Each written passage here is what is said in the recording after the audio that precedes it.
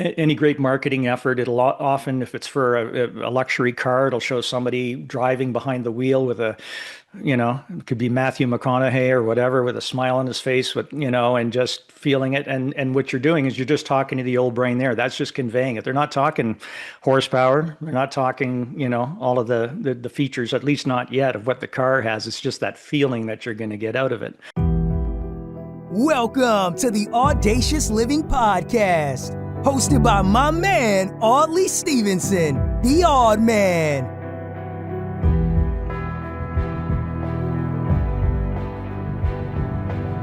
Greetings and salutations. Welcome to the Audacious Living Podcast, where our mission is to empower you to live your best audacious life ever. Each and every week, we dive into thought-provoking conversations designed to inspire and encourage you to embrace boldness in every aspect of your life. It's always a pleasure to be here with you, and I truly appreciate you taking time out of your day to join us. Today, we're going to explore a fascinating topic that sits at the intersection of emotion and reason. And we're talking about the old brain versus the new brain. Now, imagine for a moment your mind as a bustling marketplace. The old brain is the vibrant, emotional vendor selling all the feels, all the things that make you feel nice. While the new brain is the analytical shopper that's weighing the pros and cons and trying to evaluate if this purchase makes sense. Understanding how these two entities interact can profoundly impact your decision making and in turn, your ability to live audaciously. We'll also discuss practical strategies for implementing emotional storytelling and branding, recognizing cognitive biases that can skew our decisions, and the delicate balance between familiarity and the novelty that brands must navigate to earn consumer trust. If you want to build meaningful emotional connections with your audience, this episode is for you. Now, I'm not alone. Today, I'm totally thrilled to be joined by Paul Larche. He's a seasoned marketing expert and a broadcaster who has spent decades honing his craft. Paul has owned multiple radio stations and founded a successful branding agency. And now he shares his wisdom through public speaking and his brand new book, The Divided Brain. His insights on the duality of our minds and how it shapes our decision-making make him an incredibly relevant to our discussion today. And he has so many insightful thoughts that I'm certain that you'll all appreciate. So without any further ado, let's jump to our chat with Paul Larche. Enjoy.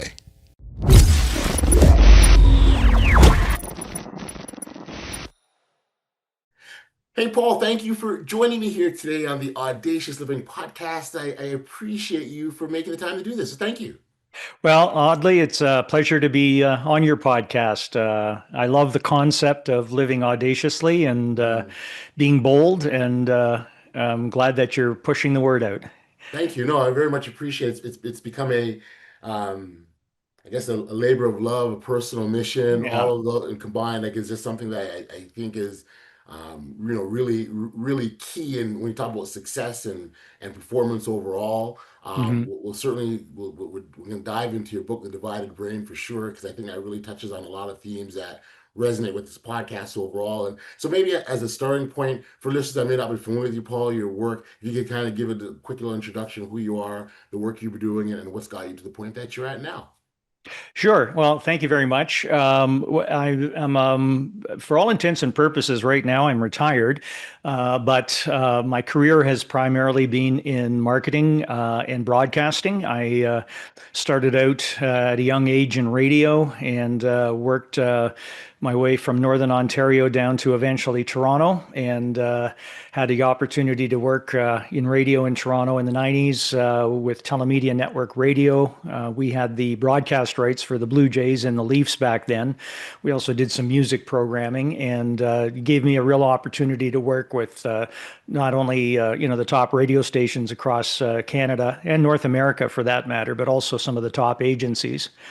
And then past that, I eventually got into owning my own radio stations and built it up to 5 radio stations throughout Ontario. And we also had a digital marketing agency that became a branding agency. And all of that to say, I've divested of all of those just in the last few years to Bell and Rogers, and But with time on my hands now, I do public speaking, and I talk a lot about branding and marketing from just all this experience that I've collected over the years, through making lots of mistakes, but also, seeing some of the best in the business do what they do. So that's kind of a quick, background on who I am. Yeah, no, I certainly love when you sort of look at your career and how the extent of your extensive career, I might Mhm. add, and sort of the different things you've been exposed to, the type of work that you've done. Mhm. I can certainly see. So let me back up. I truly believe that we are a collection of our experiences. Like we come to where Absolutely. we are based on all the things that we've acquired, we've Mhm. learned, we experienced, what have you, and what those experiences oftentimes do is set us up for that next step, if you will. And so Absolutely. when I hear about your background, like, oh my gosh, he's done so much. So I'm curious how that led to the book on the divided brain, those experiences that you had. Yeah. For sure. The concept or the challenge came from a lot of the concepts in this. I started learning early on just through experience and frankly, results, seeing what works for the advertisers that we had in either through our agency or through our radio stations or agencies that we were working with. When I started talking and bringing clients in and trying to explain to them a little bit about human behavior and how important that is when it comes to branding and how everything has to lead with emotion if you want to make any type of connection.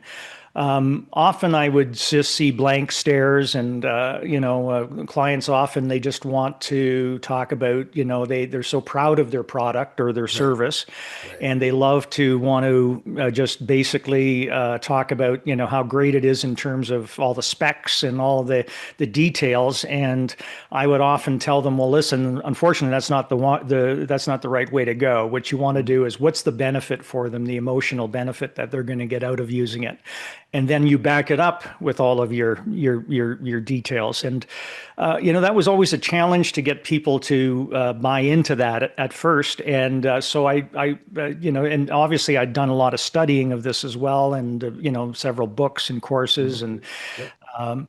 came to the realization that I had to come up with a metaphor that was easy for me to explain. It would only take maybe 15 or 20 minutes at the beginning of one of my presentations, or one of our, we do often workshops for branding, and it would be an all-day workshop. But to get people's head into where I wanted them to understand what we were talking about, I came up with this metaphor called the divided brain. Okay. So I've talked about it for many years in different variations. And now that I have a little time on my hands, I decided to kind of put it down to paper and put it into a book, because I wish I would have had that when I was younger, when I was, maybe 25, 30 years ago.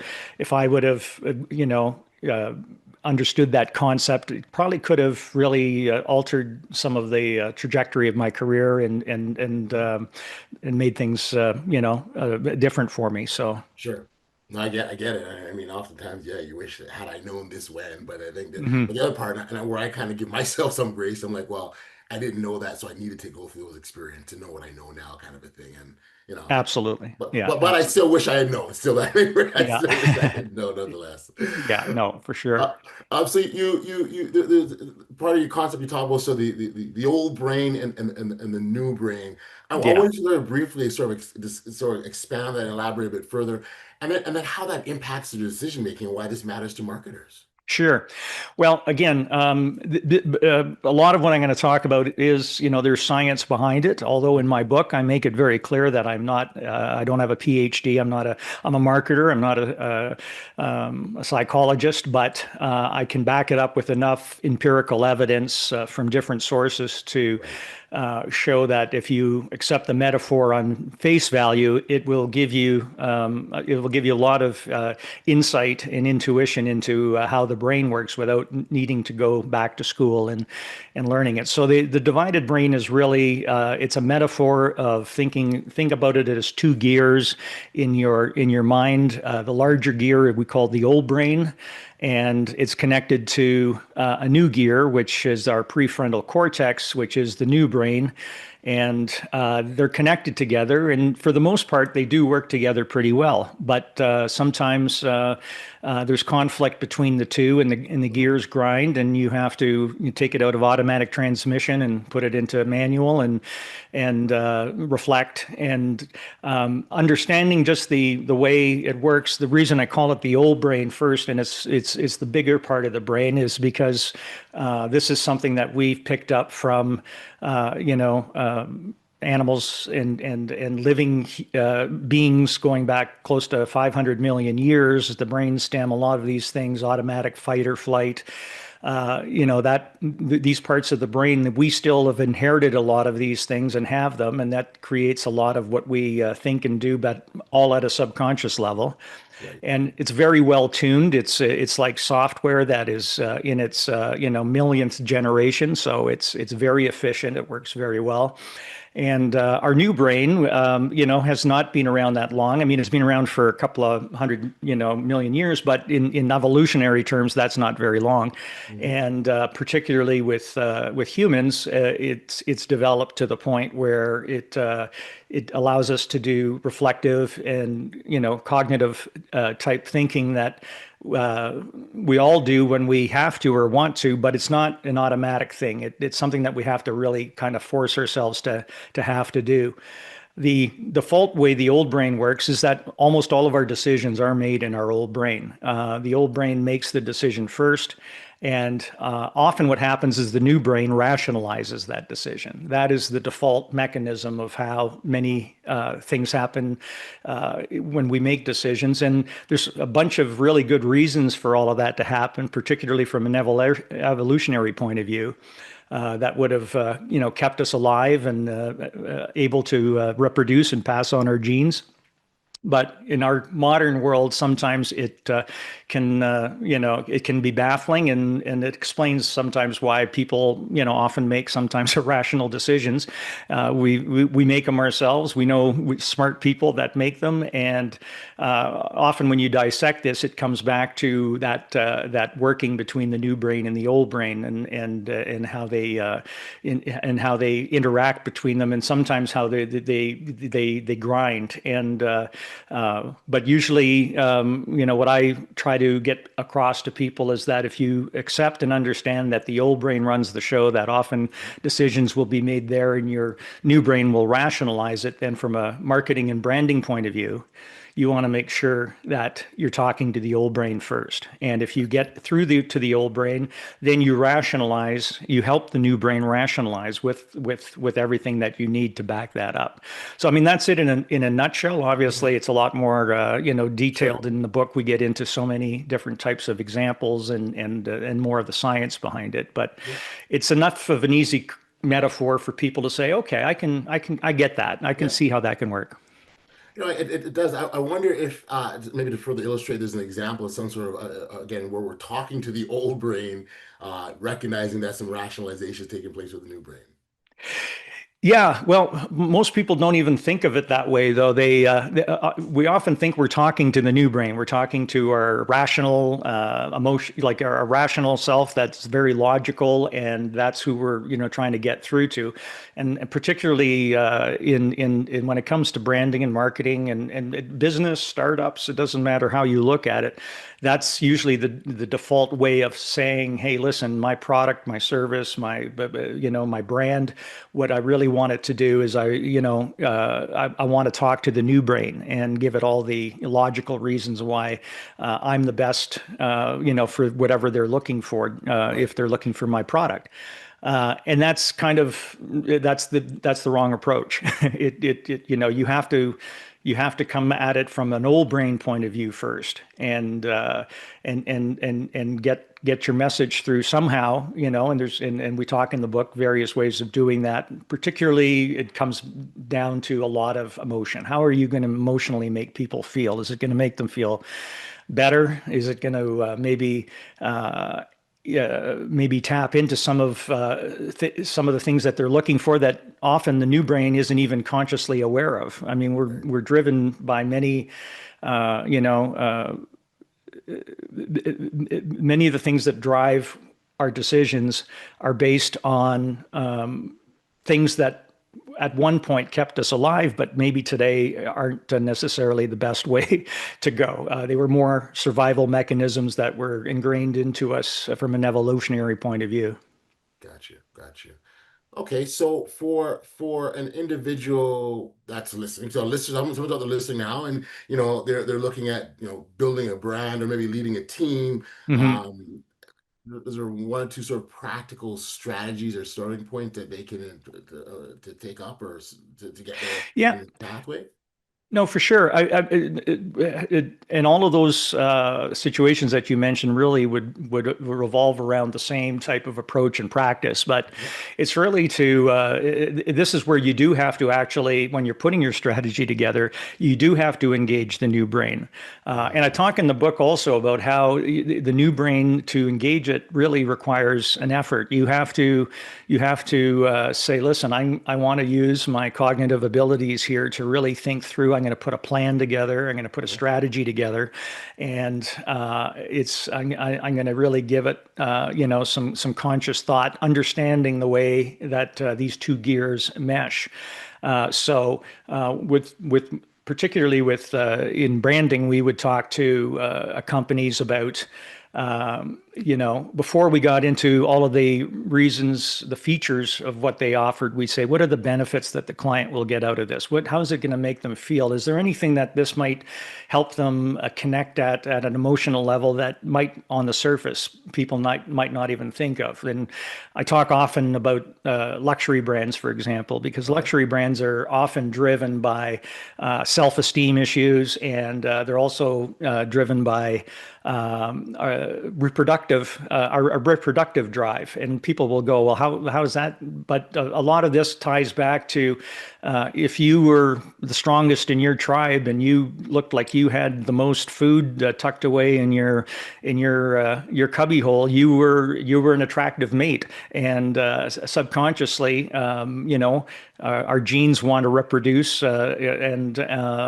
so when you think of it in that context, you can see why we're driven to want to sometimes buy luxury items. I talk about, I have a Rolex, and I bought it for myself years ago when I sold one of our first radio stations, and it was like, it was kind of a gift to myself. But really, what it is I was just trying to advertise that, hey, look, I've made it.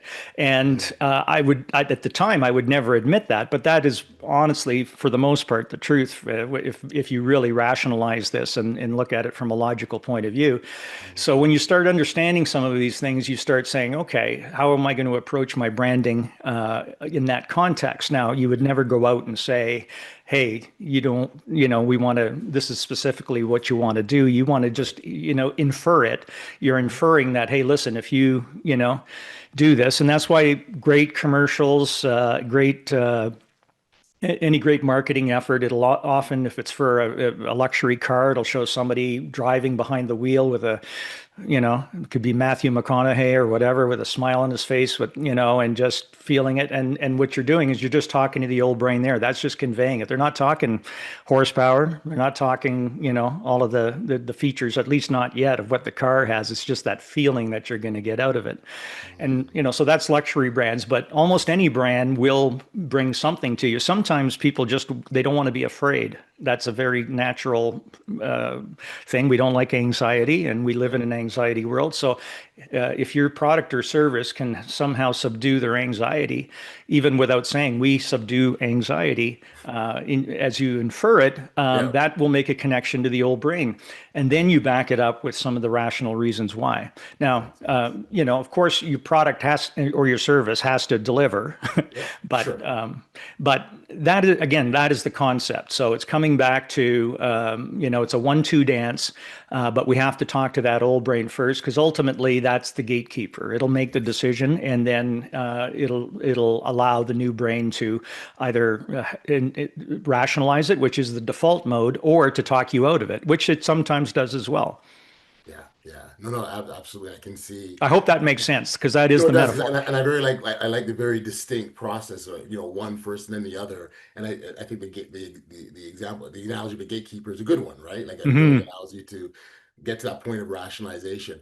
Really curious, are there any sort of misconceptions or mistakes that are made when brands are trying to connect with audiences and appeal to these sides of the brain? Sure. One of the ones that I would see a lot, and I do have a chapter in the book that talks about just because of this, the way the old brain and the new brain work together, it has to do with familiarity, and we're creatures of habit. We like to be in a familiar place. It gives us a sense of comfort, and again, often sometimes a brand or a product or a service will want to be so out there and so different. And ultimately, the product or service might be very good, but if it's too different, it's just too hard for the new brain to accept. And that's why sometimes a departure in a product or service that's so out there takes a while to be ingrained. But I do talk a lot about how you want your product to be familiar, but it can have some differentiators, and that's that's what's going to make your product special. And those things are enough to just intrigue the new brain to say, hey, this is a little different. But it has to be based on something that they feel familiar with. And I talk a lot about in music, for example, how I list about 25 number one hits for the last 30 years, and they're from rock and country and pop, and but they all follow the same four chord structure. And because that is very familiar for our brain to understand. And all they're really doing is changing the lyrics a bit, changing the message, but the structure that is built on is exactly the same. And it's the same thing with stories and movies. We love sequels. We love, we keep on going back to see James Bond or to all of these things because we're in a very comfortable place of familiarity, but with just enough novelty to make it interesting. So again, if you can position your product through storytelling, through however, whatever medium you're going to be using to get your message across, to be based with enough familiarity, then that will start resonating. And often these things take time. They can take a long time. Brands take a long time to develop.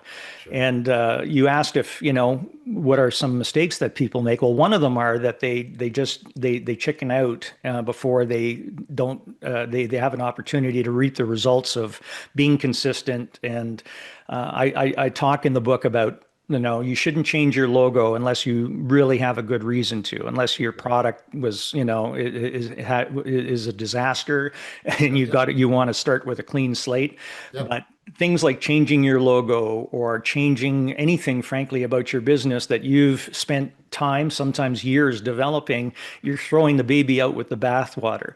And I talk about a lot of brands that tried to rebrand themselves, and it ended up costing them, in some cases, hundreds of millions of dollars, and then they end up going back to what they were. And it's funny how I keep on seeing this over and over again. Even today, I'll see these examples of, why did they do that change? And it's usually because somebody, in the marketing department or even a founder or thinks, what, I think it's, I'm tired of it. I'm too familiar with it. I think I need to freshen things up. So I'm going to change everything I do. And that's a big mistake because you've already established a bit of a roadmap in the old brain, and it's just starting to make some connections, and then you're starting over again. So that's just one example. No, and that's a big one. And we see it often, right? Where there's a change. Let's go over here now because to your point, maybe the founder is tired of it or needs something. But what we forget is that there's still people out there, unless you the billions of people on this planet you've reached out to, like there's someone that's not going to see your brand for the first time. Absolutely. And you picked whatever these things are for the particular good reasons at the beginning. And, again, early on in the development, and I do talk, I am an entrepreneur, and I've started a couple of businesses myself, but I'm I'm an angel investor, and I'm involved in about 10 startups. And often with these, they tend to be younger, founders, and typically their product or service that they're pushing is a great idea. It's going to get down to a lot of other things, but when it comes to marketing and branding it, I tell them, let's spend the time early on to give it some good thought. And then, because you want to be prepared to stick it out, you don't want to be changing it over time. And your brand has to be so big and so strong that to change it, that it just has sheer momentum. Because people will talk about, well, Twitter changed to X. Well, I still don't, I don't think that was a good marketing decision, but the sheer power of the product and the personality behind it was enough to get it across. Sure. But there was so much, so much goodwill built up into what Twitter is, that people to this day still refer to it as Twitter, even though. Yeah, it's true. It's true. I don't think I've ever called it X ever. To be honest, it's just not. Yeah, so because Twitter has established itself so well in your old brain, and it's in a comfortable position, that X just kind of feels weird. And we will use it, but it's just not what we think of. We think Twitter. Oh, I have to call it X. So you're making people now have to do a two-step process to think about your product or service, which isn't necessary. No, you're right. And it's funny. So when I think about Twitter, for example, once upon a time it was, the social media outlet that you went to for everything. Mm-hmm. And it started to become the place that you went to for like updates and, sure. And news flashes and all sorts of things.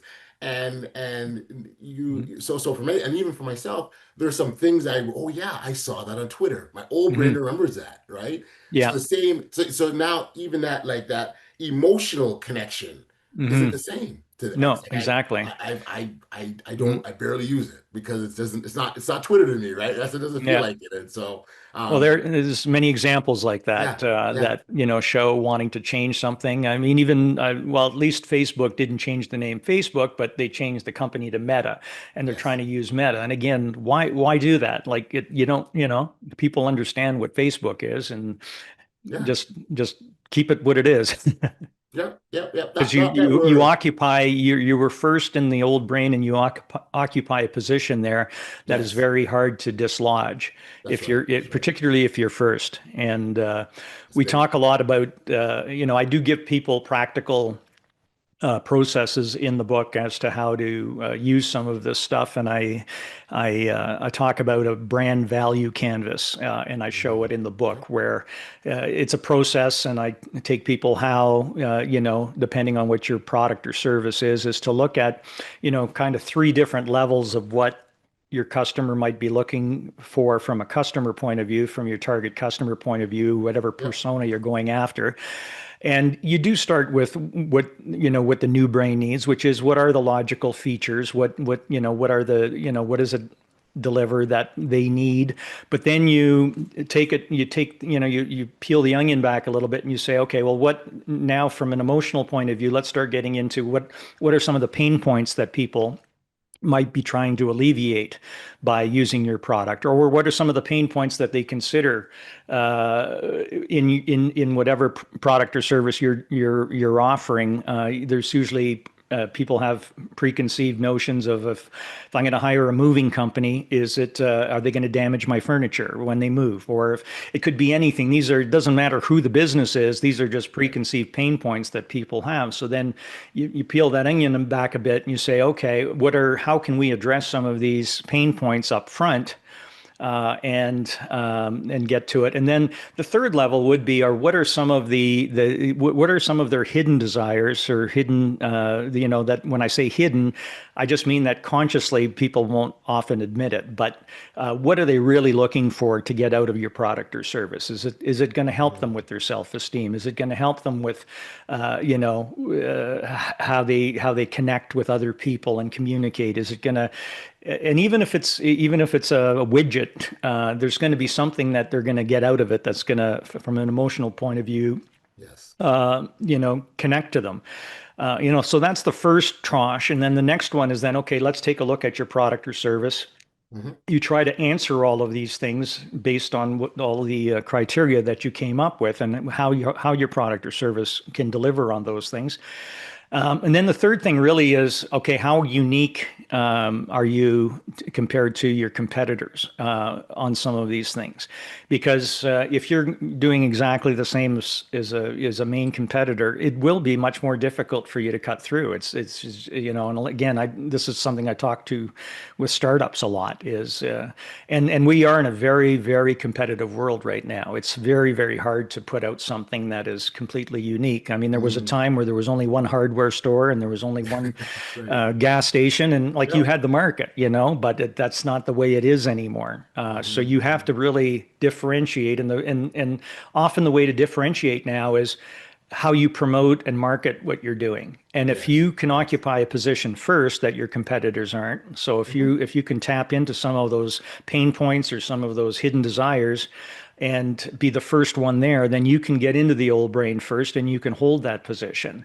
And being there first is kind of the secret sauce these days. Is so sometimes you might consciously decide to not promote a certain really cool benefit of your product because everybody else offers it as well. You might want to take a different approach.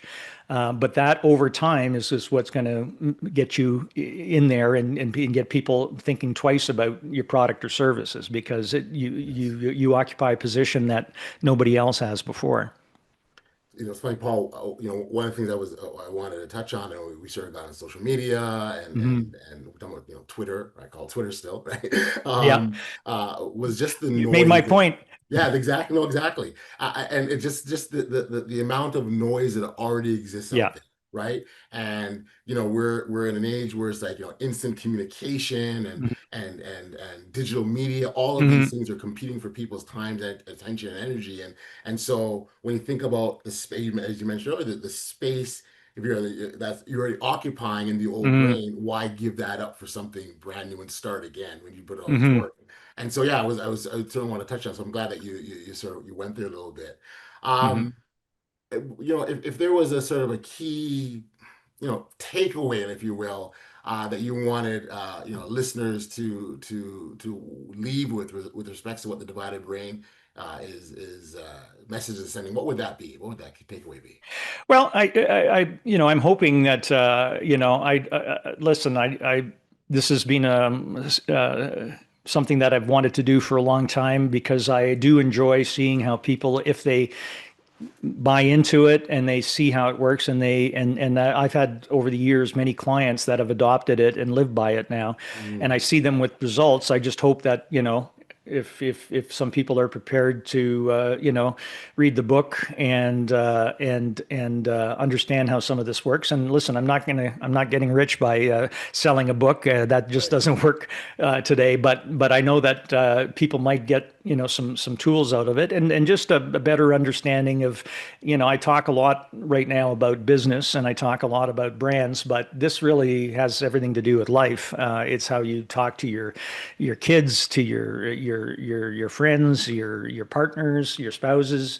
Yes. It all, what I'm hoping that is somebody might come out of that book and say, you know what, maybe I've been looking at this wrong, or maybe I've been misinterpreting my friend's position on this, or maybe I have to have more of an open mind when it comes to some of what their beliefs are. And there's a couple of chapters where I do talk about, it's really kind of errors in thinking and how to spot those things, because these again were built in through evolution. There's a good reason that we have them in our old brain. They're not bugs, they're features that really kept us alive and helped us flourish. But today in the world where there's so much noise, so where information is coming through like a fire hose, how do you not let things like biases, cognitive biases, come into play, and how do you spot logical fallacies and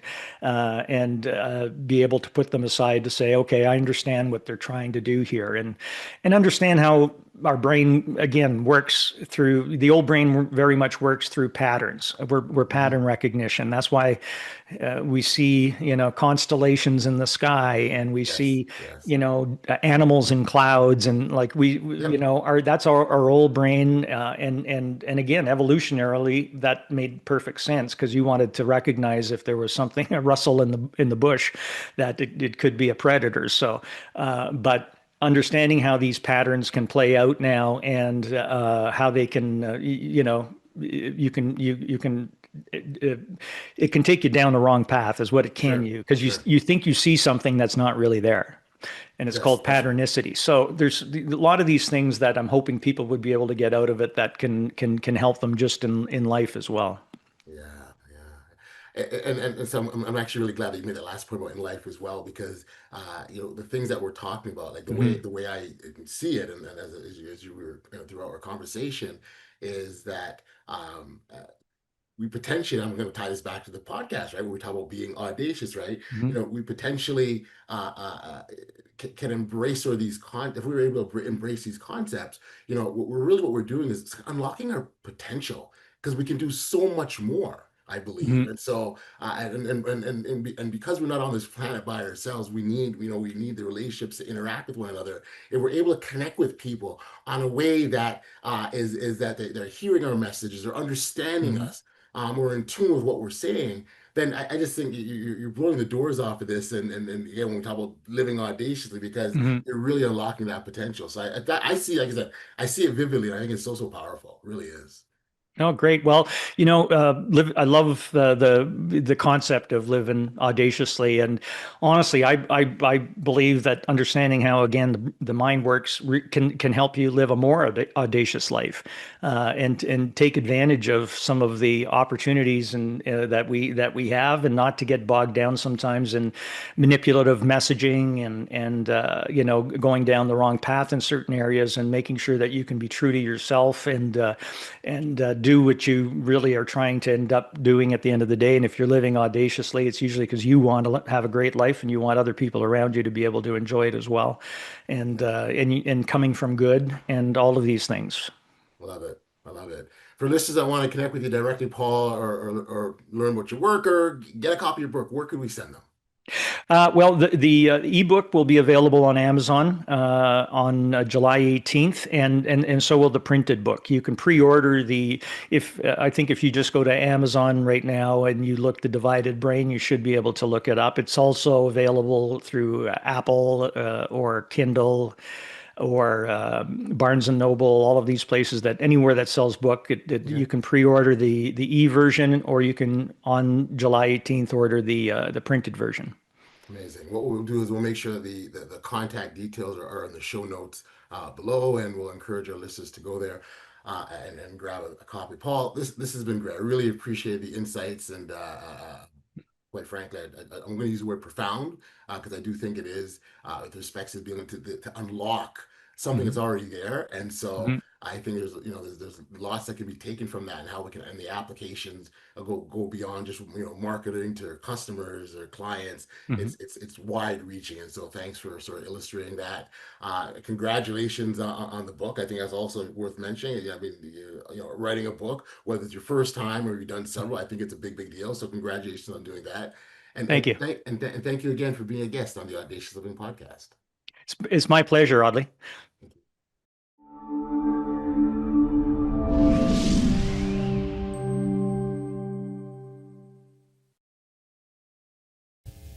Back we are here on the podcast, and much thanks and appreciation for Paul for being here. Our chat, we delve deep into the dynamics of the old versus new brain, emphasizing how emotional engagement must precede logical reasoning in successful branding.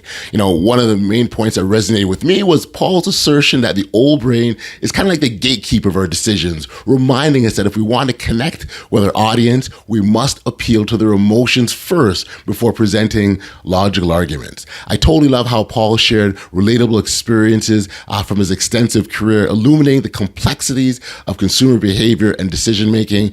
His passion for helping brands navigate this landscape is not only inspiring, but essential for anyone looking to make an impact in today's competitive marketplace.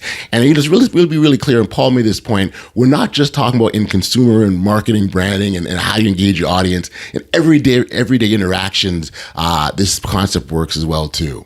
If you're interested in connecting with Paul directly, you can find his contact details in the show notes, along with links to his book, which is available for order on Amazon and other platforms.